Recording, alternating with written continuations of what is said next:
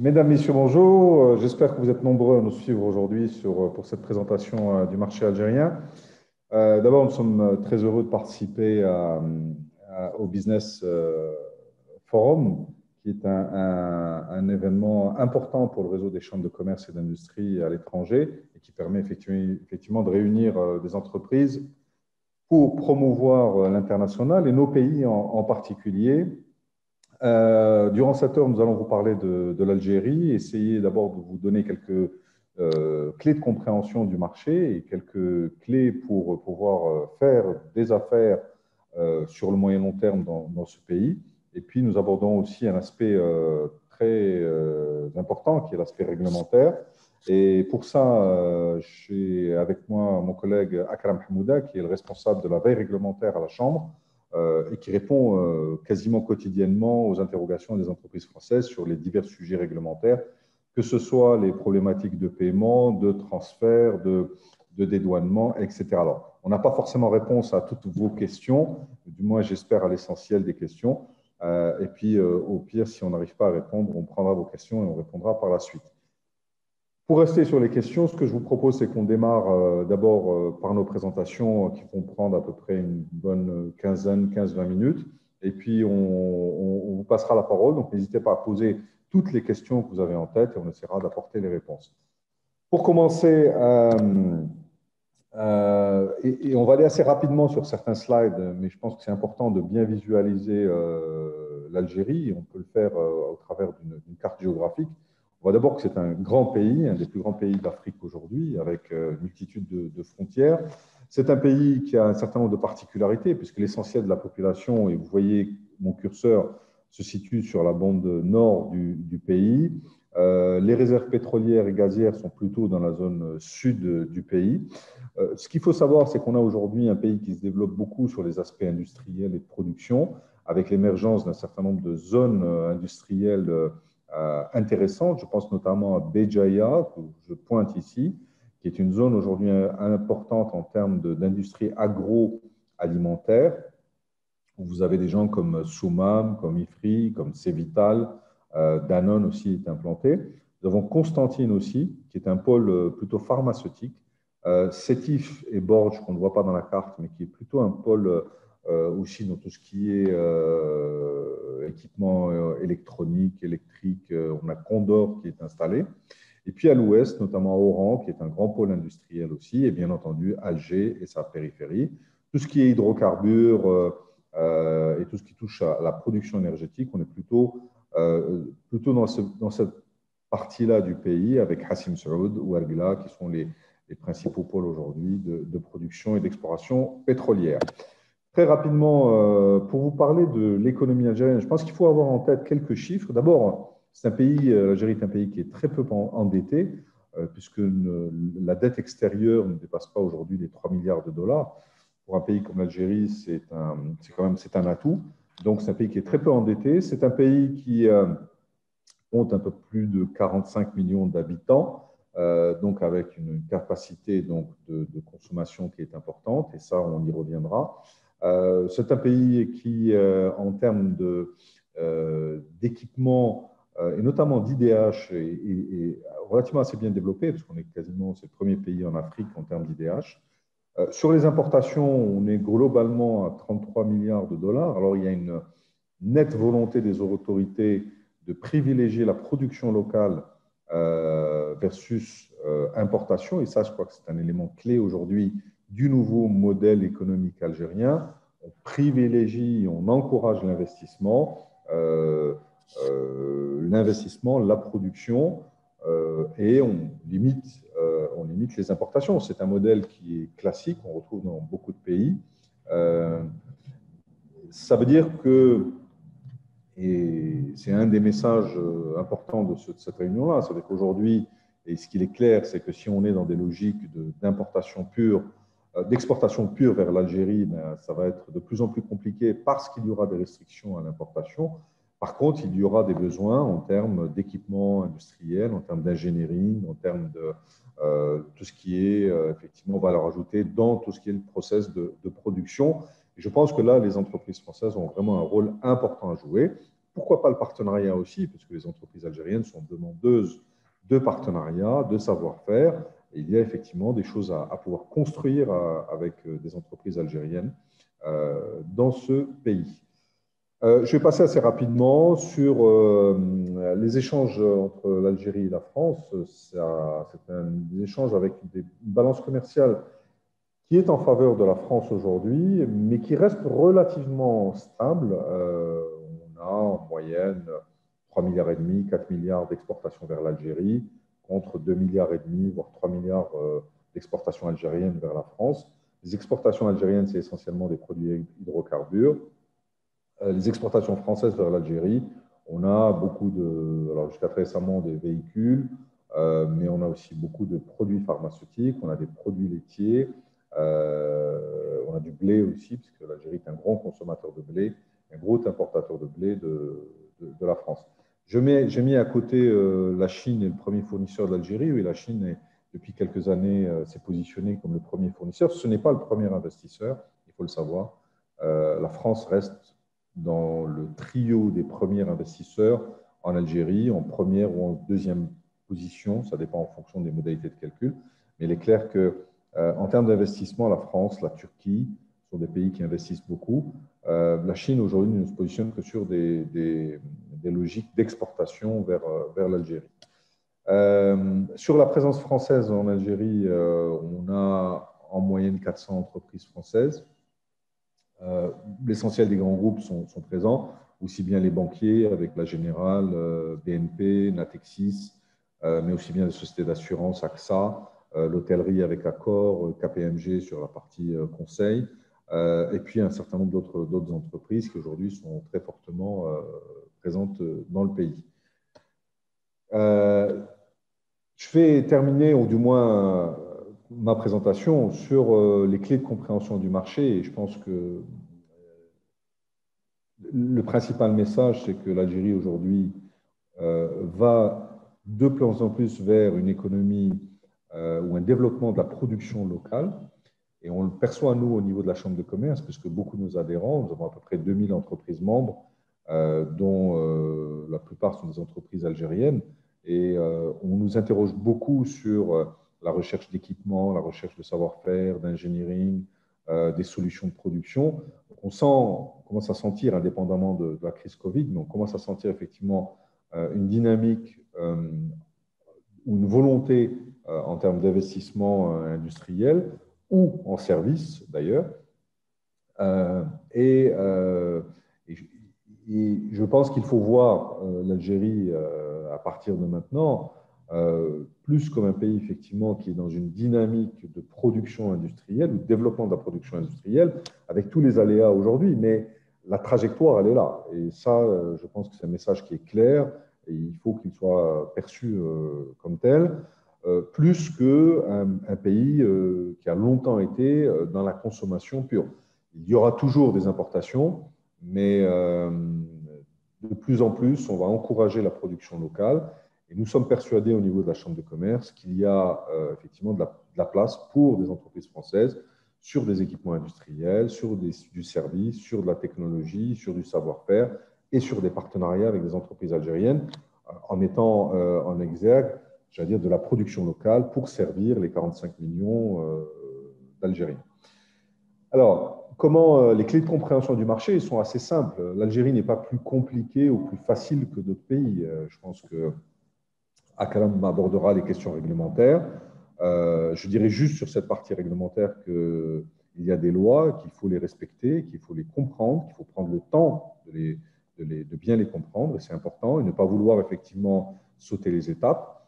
Mais les clés de compréhension du marché sont très simples. C'est effectivement la présence développe le réseau construit la confiance, et la confiance apporte les affaires. Et si on applique cela, globalement, je veux dire, on est dans un pays où on peut faire des affaires, où on peut gagner de l'argent, où on peut travailler le plus naturellement possible.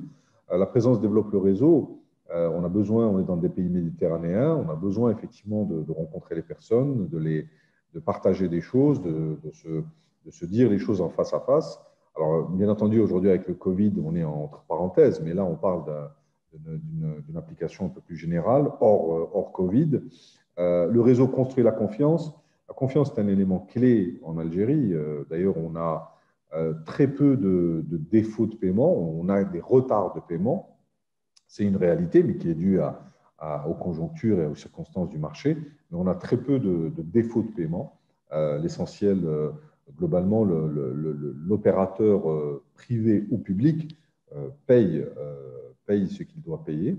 Et puis la confiance apporte les affaires. C'est-à-dire qu'une fois qu'on vous connaît, qu'on sait que vous êtes quelqu'un de sérieux, que votre entreprise est sérieuse au sens économique et professionnel du terme, globalement, les entreprises travaillent assez bien. Alors, tout cela, ça prend du temps. C'est un pays où, encore une fois, la construction d'un réseau et la consolidation ou le fait de forger une confiance, tout ça, ça prend du temps. Donc, il faut s'inscrire dans le temps moyen long en Algérie. On ne vient pas faire un coup en Algérie en se disant je viens pour un mois, 2 mois, 3 mois et je signe un contrat et je repars. On ne peut pas, à mon sens, en tout cas au sens de la Chambre de commerce, on peut difficilement travailler avec l'Algérie en restant à des milliers de kilomètres. C'est important de venir, d'aller sur le terrain, de rencontrer les entreprises. C'est quelque chose, et ça marche, c'est quelque chose qu'on a testé, qu'on voit. Et encore une fois, il faut s'inscrire dans ce temps moyennement long, parce que c'est important de bien mesurer, de bien comprendre comment fonctionne le marché. Euh, L'Algérie a un certain nombre de spécificités. C'est un marché qui, de fait de l'histoire économique du pays, c'est un pays qui a été longtemps un pays socialiste, à l'inverse, j'allais dire, d'autres pays qui nous sont voisins. Et c'est un pays qui a un certain nombre de spécificités économiques. Je ne parle pas de problème, je parle de spécificités économiques. Et si on ne fait pas l'effort de comprendre ces spécificités et de comprendre comment fonctionne le marché, on ne comprendra pas et on n'arrivera pas à faire des affaires. Donc, il faut beaucoup d'humilité, il faut beaucoup de volonté d'apprendre, de comprendre comment fonctionnent les choses et de volonté aussi d'adapter sa stratégie, que ce soit sa stratégie commerciale ou sa stratégie d'investissement, à ce qu'attend le marché, au fonctionnement du marché, etc. Donc voilà très rapidement 2 ou 3 messages clés que nous avons souhaité vous passer. Bien entendu, à votre disposition pour répondre à vos questions. Mais encore une fois, le modèle économique, je vais le dire, parce que même si aujourd'hui ça paraît un peu flou et on a du mal à percevoir les choses, mais pour nous, les choses sont très clairement sur les rails d'un modèle qui va aller vers un développement d'une production locale. Ça, c'est le premier message. Le deuxième message, c'est que il faut être présent en Algérie par différents canaux, par différents moyens, mais c'est important que vos partenaires, que vous rencontriez vos partenaires. Et puis, troisième message, c'est qu'il faut être sur le temps long sur l'Algérie, c'est-à-dire qu'on ne fait pas du business au bout de 3 mois, 4 mois en Algérie. Ça prend du temps, il faut effectivement se faire connaître, il faut consolider la confiance et ce n'est que comme ça qu'on arrive à travailler sur le marché algérien. Ça a été assez rapide, mais je pense, mais ça permet effectivement de vous faire passer l'essentiel des messages et ce qu'on voit aujourd'hui auprès des entreprises françaises qui ont réussi à faire des affaires en Algérie. Voilà, donc je vais passer la parole à Akalam, qui est mon collègue qui est en charge de la réglementation. Et si vous voulez, on reprendra les questions à la fin de son intervention. Akalam? Parfait, merci beaucoup. Bonjour à toutes et à tous. Alors pour cette seconde partie, nous allons aborder les aspects réglementaires qui régissent le domaine des importations en Algérie, donc le domaine du commerce extérieur. Effectivement, rien de très compliqué, pas plus compliqué que sur d'autres pays. Il y a certaines réglementations, il y a certaines dispositions que vous devez connaître pour justement sécuriser vos opérations d'exportation vers l'Algérie. Le premier point que nous allons voir porte sur les aspects bancaires, justement. Il faut que vous sachiez que votre client algérien ne pourra pas procéder à un paiement avant d'avoir domicilié la facture. La domiciliation bancaire est une obligation en Algérie. L'importateur algérien y est soumis et devra obligatoirement domicilier la facture pour pouvoir procéder au paiement ou aux engagements liés au dédouanement. Par rapport à la domiciliation bancaire, ça a un coût, ça a une taxe, il y a une taxe qu'il faudra reverser. La taxe dépend de la nature de l'importation. Si on est sur du service, c'est 4% du montant de la facture. Si on est sur de la marchandise, des biens destinés à la revente en l'état, on est sur du 0,5% du montant de la facture. Et si on est sur des kits CKD, SKD de montage, on est sur du 1%. J'attire votre attention sur le fait que la matière première qui est importée pour les propres besoins des opérateurs économiques algériens reste assujettie à l'obligation de la domiciliation bancaire, mais n'est pas assujettie par contre à la taxe de domiciliation. Donc, il n'y a aucune taxe à prévoir. Le second point qui est important, c'est les incoterms utilisés en Algérie. En Algérie, l'ensemble des incoterms ont été validés, notamment ceux de l'ICC 2020. C'est juste que le FOB, et depuis fin 2019, le FOB est l'incoterme à prioriser chaque fois que cela est possible. Le FOB devra être donc utilisé à chaque fois que cela est possible. Cependant, et lorsque cela n'est pas possible, il faudra juste que vous mentionniez, que vous séparez le montant du fret du montant de la marchandise sur la facture. Pour que votre facture soit acceptée aussi bien au niveau des banques qu'au niveau de la douane algérienne, il faudra veiller à mentionner les deux montants, donc le montant du fret et le montant de la marchandise. Autre point lié aux incoterms, c'est une note de la Banque d'Algérie. Les incoterms dont l'assurance devra être souscrite par le fournisseur ne sont pas autorisés en Algérie. Donc, en Algérie, les incoterms CIF et CIP ne peuvent pas être appliqués, ne peuvent pas être mis. L'obligation est faite pour que l'assurance soit contractée en local en Algérie. Pour le ex-work, il peut être utilisé même si son utilisation reste quand même assez timide. Pourquoi? Parce que le paiement devra se faire sur présentation du document douanier, le D10, et l'exportateur, vous risquez justement de ne pas disposer de justificatif fiscal par rapport au paiement. C'est pour ça qu'il est peu utilisé. Sinon, pour l'ensemble des autres incoterms, ils peuvent être utilisés le plus normalement. C'est vrai qu'en pratique, l'incoterme le plus utilisé reste le CFR. Autre point également, c'est par rapport aux moyens de paiement. L'ensemble des moyens de paiement connus sont tolérés, sont acceptés en Algérie. Donc, il s'agit du crédit documentaire, de la remise documentaire et du transfert libre.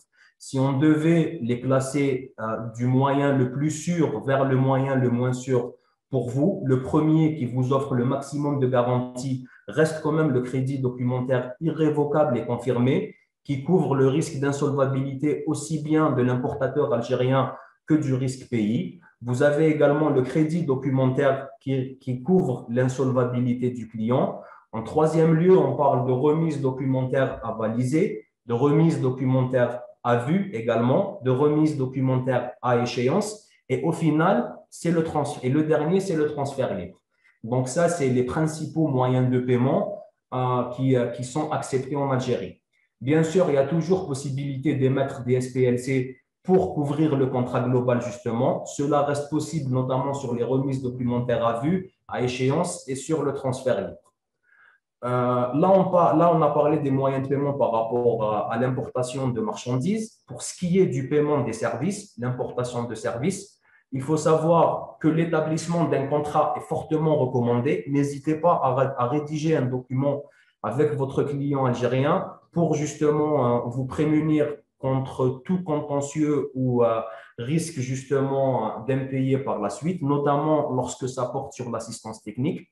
Alors, il faut savoir que pour le paiement des services, le même principe est appliqué aussi bien pour les marchandises que pour les services, c'est-à-dire qu'il y a l'obligation de domicilier le contrat, mais le paiement se fera également via canal bancaire, même si en pratique, c'est le transfert libre qui est appliqué. Cependant, il faut savoir qu'il y a une retenue à la source libératoire d'impôts qui sera appliquée en Algérie.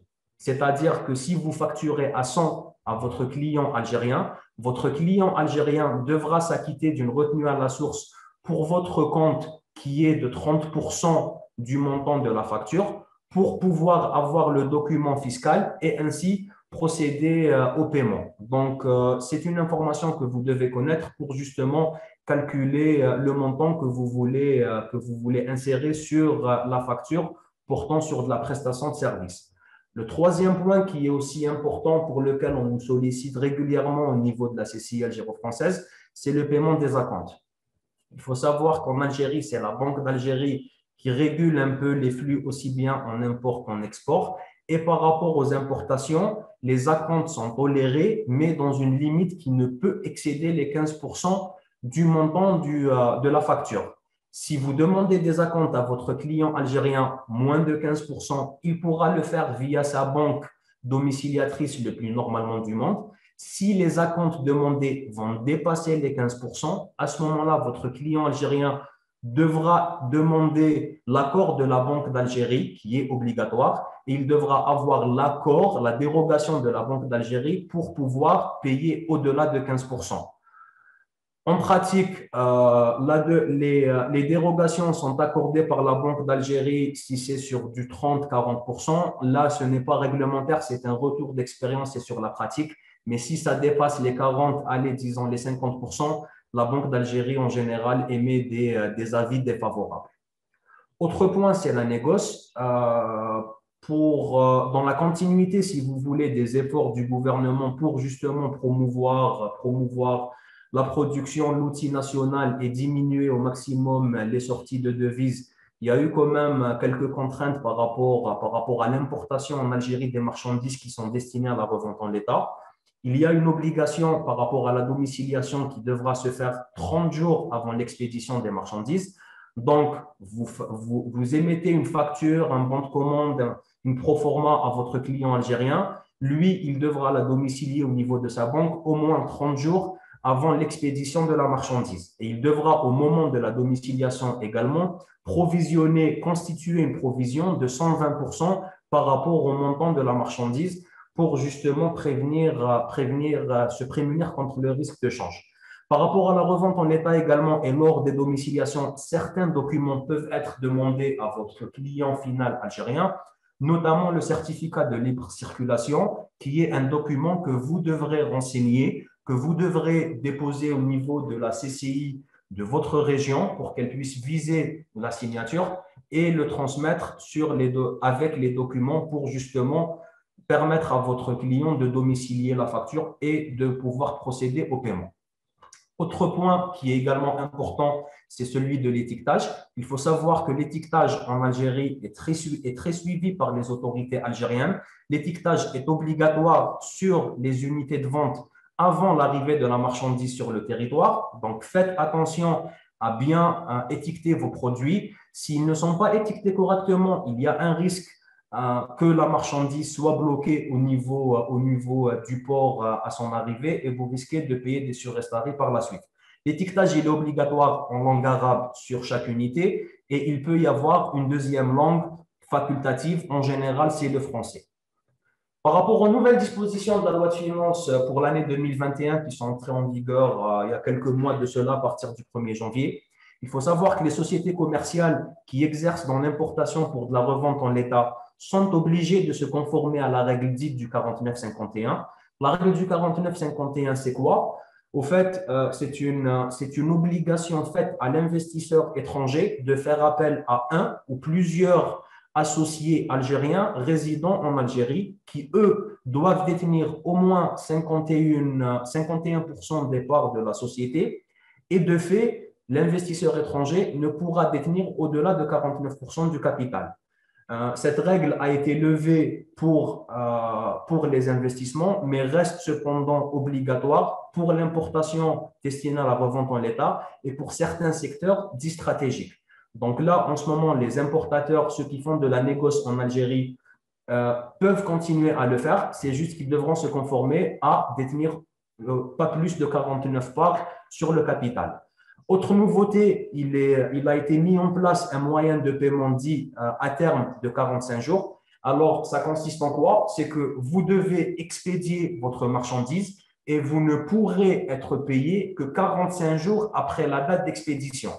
Cette règle est applicable pour les opérations d'importation destinées à la revente en l'état, quel que soit le type. Cependant, il y a eu quelques exceptions pour certains produits qui ne sont pas soumis à ce nouveau moyen de paiement. Il s'agit essentiellement des produits dits stratégiques, des produits de large consommation, des produits à caractère vital par rapport à l'économie algérienne et également tous les produits qui sont importés par l'État algérien.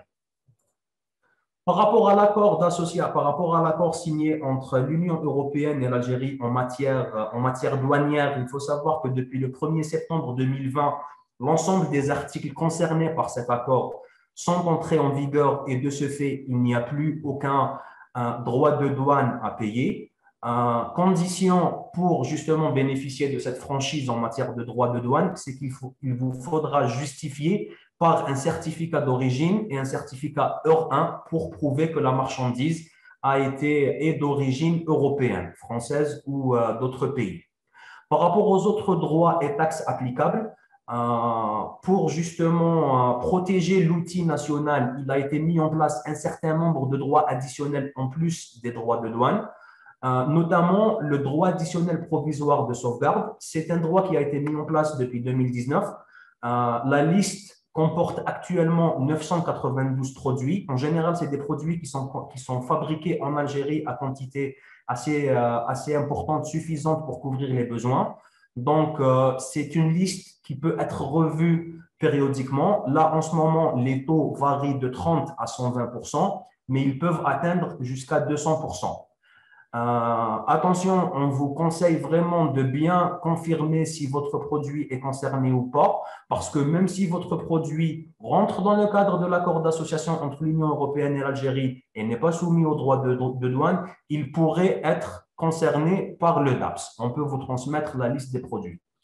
La deuxième taxe, c'est la taxe intérieure de consommation. Alors ça, c'est une taxe dont le taux varie de 30 à 60%, qui est applicable, on va dire, sur certains produits dits de luxe. Donc, principalement, c'est les boissons alcoolisées, c'est le tabac, c'est les véhicules de luxe, les grosses cylindrées et certains fruits secs. Là aussi, n'hésitez pas à revenir vers nous pour vous dire est-ce que votre produit est concerné ou pas. L'autre taxe, c'est la contribution de solidarité. Alors, au fait, c'est une contribution qui est applicable à toutes les opérations d'importation, quel que soit le produit importé, quelle que soit l'utilité de ce produit par rapport à l'économie algérienne.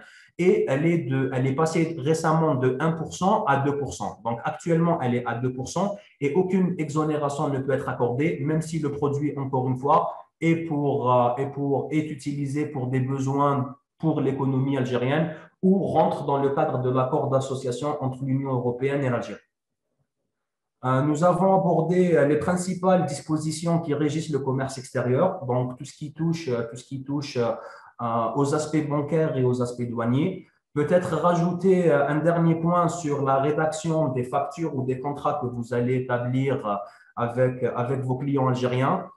Essayez d'être le plus précis, c'est ça le conseil que je vous donne personnellement. Essayez de bien mentionner l'objet, essayez de bien mentionner le moyen de paiement, l'incoterm choisi si ça porte sur de la marchandise, les délais de paiement si ça porte sur du service et surtout éviter de mentionner les remises. Les remises, pourquoi je vous dis ça? Alors, si vous devez appliquer une remise à votre client algérien sur un ou plusieurs produits, si c'est en dessous de 5%, il n'y a pas de problème. Donc, affichez le montant initial et le montant remisé. Mais si la remise dépasse les 5%, évitez de mentionner le prix initial sur la facture. Partez directement sur le montant après remise pour ne pas avoir de problème sur le calcul justement des droits de douane et des différents droits et taxes vis-à-vis de l'administration des douanes. À ce moment-là, si ça dépasse les 5%, il risque d'y avoir confusion de la part des douaniers et on risque de bloquer la marchandise justement. N'hésitez pas, nous restons bien évidemment à votre disposition en cas de besoin. N'hésitez pas à nous contacter par adresse mail cciaf@cciaf.org. Bien évidemment, nous sommes ouverts à toutes vos préoccupations ou vos questions liées justement au domaine, au marché algérien. Bien, merci Akram pour votre intervention. Alors, elle a été une intervention dense et avec beaucoup d'éléments, mais je pense que c'est important que vous puissiez avoir l'ensemble des éléments, notamment réglementaires. Et ce qu'il en ressort, c'est effectivement une volonté de bien cadrer ou encadrer les importations, je veux dire, aux avantages plutôt de la production. On passe à la séquence des questions-réponses. Donc, n'hésitez pas, vous avez, je pense, Akram, je parle sous votre contrôle. Vous avez une question-réponse, donc un onglet question-réponse. Vous n'hésitez pas à nous interroger. Une première question, c'était concernant les pays partenaires de l'Algérie et quid des relations avec la Chine qui se montrent très présentes sur le continent africain. En fait, les principaux partenaires de l'Algérie sont la Chine, la France, bien entendu, l'Espagne, l'Italie et la Turquie. Si la question c'est quels sont les principaux concurrents sur le marché en termes commerciaux, il est clair que l'Espagne, l'Italie, la Turquie et la Chine sont des concurrents importants. Alors après, ça dépend des secteurs d'activité, mais ce qu'on voit aujourd'hui, c'est une prédominance en tout cas de la Turquie en termes de concurrence, avec une capacité d'adaptation à l'offre algérienne qui est importante, et ça c'est quelque chose qu'on remarque ces dernières années. Sur les secteurs de l'agro, on voit beaucoup effectivement les Italiens, les Espagnols. La Chine, c'est plutôt sur ce qui est, alors en termes de concurrence, sur tout ce qui est de bâtiment, bien entendu, mais c'est surtout en termes d'exportation sur l'Algérie et produits de qualité, j'allais dire, limitée. Voilà un peu le schéma sur cette partie. Peut-être Akram sur la question sur le nouveau paiement des 45 jours et comment ça fonctionne. Effectivement, c'est une très bonne question, Nicolas. Alors, au fait, c'est une nouvelle disposition qui est entrée en vigueur récemment, il y a 2 mois de cela, il y a 3 mois de cela. Alors, au fait, tous les produits qui sont importés de l'étranger, qui sont destinés à la revente en l'état, doivent être payés 45 jours après l'expédition. La banque, y a-t-il une garantie d'une banque algérienne pour éviter un impayé à 45 jours? Oui, bien évidemment, les moyens de garantie restent toujours les mêmes, notamment les SBLC. Rien n'a changé côté garantie de paiement, côté engagement bancaire. C'est juste que les produits destinés à la revente en l'état, au lieu que ça soit payé à vue ou par rapport à l'arrivée, l'État algérien a décidé de mettre en place un délai de 45 jours pour pouvoir les contrôler. Là encore, c'est une nouvelle disposition, donc on peut pas trop se prononcer si vous voulez, surtout qu'on attend toujours des textes d'application qui vont venir incessamment. Mais par rapport au mode en lui-même, le crédit documentaire reste le même, la remise documentaire reste la même, le transfert libre reste le même. C'est juste qu'il ne peut pas y avoir un paiement avant 45 jours à compter de la date d'expédition de la marchandise. Par rapport à la seconde question, il faut donc couvrir ce paiement par virement par une SBLC. Non, pas forcément. Tout dépend de la relation de confiance placée qui existe avec votre client algérien. Est-ce que c'est une première expérience? Oui, de préférence. Si ce n'est pas une première expérience, si c'est un client avec lequel vous avez l'habitude de faire du business, donc il n'y a pas d'obligation particulière si vous voulez. La banque continuera à s'engager par rapport au paiement, selon bien évidemment l'engagement, tout dépendra également du moyen de paiement choisi. Mais encore une fois, ça n'impacte pas les obligations de paiement, c'est juste par rapport au délai. Initialement, le délai de paiement était en général, le délai plutôt d'acheminement des marchandises de France vers l'Algérie est en général de 5 à 7 jours par voie maritime. Donc, initialement, les paiements pouvaient s'effectuer une semaine après l'expédition, donc à l'arrivée. Là, actuellement, il faudra attendre 45 jours. La liste n'est pas clairement définie actuellement. On parle de 5 produits. C'est les produits de large consommation, c'est les produits dits stratégiques, c'est les produits qui ont une utilité par rapport à l'économie, qui ont l'aspect entre guillemets vital par rapport à l'économie algérienne, et c'est les produits qui peuvent être qui sont importés soit par l'État algérien autant qu'administration, autant qu'institution, ou par les différentes entreprises publiques économiques. Moi, si vous le permettez, j'aimerais bien revenir également sur la rédaction des contrats et des factures, parce que c'est un point qui est assez récurrent et qui nous revient assez souvent au niveau de la CCI, au niveau de notre CCI.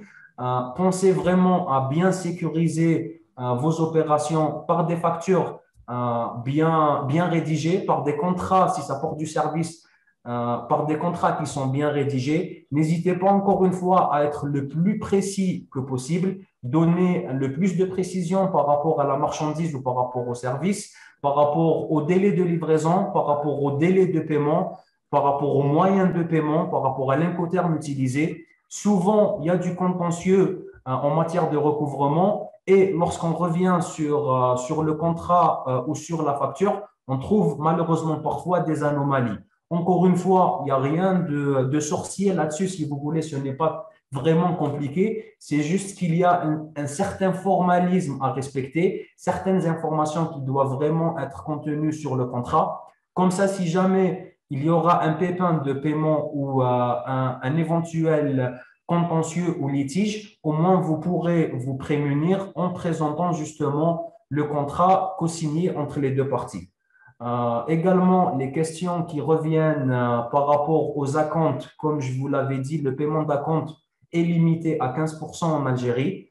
Euh, Si ça dépasse les 15%, on va dire, si on est entre 15, 30, voire 40%, il faudrait que votre client algérien en fasse la demande à la Banque d'Algérie. Il faudra qu'il justifie la demande de ses acomptes. Pourquoi les acomptes vont dépasser les 15%? En général, la Banque d'Algérie est assez réceptive si le produit n'est pas d'origine française. Donc, il y a déjà une importation qui va se faire en amont. Il y a des frais qui vont être engagés. Donc, il faudra, n'hésitez pas à donner le plus de détails justement sur votre process à vous, aussi bien si vous êtes sur de la production ou sur de la transformation, pour permettre justement à votre client algérien de vous avoir la dérogation de la Banque d'Algérie. Je ne sais pas s'il y a d'autres questions. A priori, non, mais écoutez, en tout cas, non, je ne pense pas. En tout cas, notre chambre de commerce est à votre disposition pour répondre à votre question. Donc, vous avez nos coordonnées, enfin notre coordonnée mail. Nous avons un site internet, enfin, où il est facile de nous trouver. Et en tout cas, on reste à votre disposition s'il y a des sujets ou des questions particuliers, notamment en termes d'accompagnement.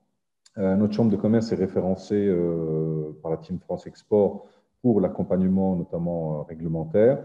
Et nous sommes référencés également pour tout ce qui est chèque export. Donc, n'hésitez pas à en profiter en ayant recours à nos services. Écoutez, il est 15h11 minutes. On est globalement dans les temps. Je regarde s'il y a une dernière question. Non, a priori, non.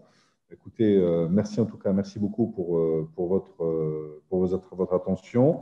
Merci Karine Ramé pour votre message.